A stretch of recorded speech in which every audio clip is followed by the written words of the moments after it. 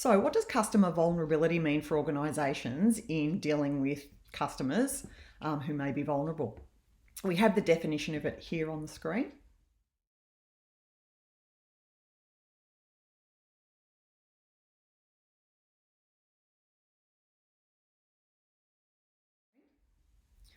And I think the key, you can have a laundry list as long as you like of all the tick boxes that you'd like on all these topics around vulnerability buckets. But at the end of the day, it's about your organisation through its practices and its policies and its procedures and the way it deals with customers, not making that customer more vulnerable. So let's look at some examples of what that means. We know that illiteracy rates in Australia are really high, and there are a lot of functionally illiterate Australians. Yet, when we're dealing with them, we're using crazy corporate words and we're making them fill in forms and we're telling them to go to the website. And we even say to them, have you got a pen? Do you want to write that down? Yet, they may be illiterate. So, what often happens is we have these processes that make sense to us because we work in an office environment where we're literate and can read and write, yet a large percentage of our customer base can't. So, I was listening to one call where we were using words like moratorium. I think we'd use legislation, might have even been a bit of de-energisation going on in the call. And the customer said, yeah, well, I don't know what you people are talking about because you people have taken all my money.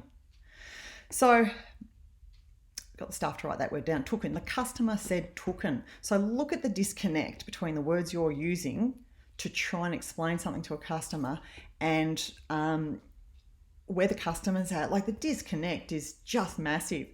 So that's one example, let alone all the forms and things we make them fill in. So another example that we often come across is, vulnerable customers aren't always passive. They're survivors. And if someone's experienced trauma, the part of their brain that goes to logic first may have been impacted if they've experienced childhood trauma. So maybe they're going to fight and flight first. And so if you're condescending or talking down to a customer, well, guess what? They're going to fire up. And when they fire up, that might include swearing. And you're training your staff to say, well, if you continue the language, I'll terminate the call. And so a vulnerable customer is actually crying out for help and you've just hung up on them. And we listen to thousands of calls, and I would say it's over 90% of the customers we hang up on are caused by the operator, whether it's the tone, the attitude, it's making it really hard for the customer, it's the condescending, talking down, judgment, pushing their own agenda, their KPIs, whatever that may be. And customers pick up on that and they get cranky, and then we hang up on them. And we use words like terminate, which I don't even know what that is. It's like shooting your customer. So it's thinking about better strategies and better ways to deal with people and identifying what vulnerability really looks like.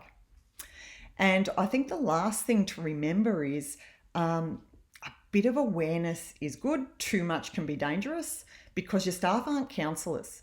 And I think that's really important. We listened to a call where a company had put their staff through mental health awareness training.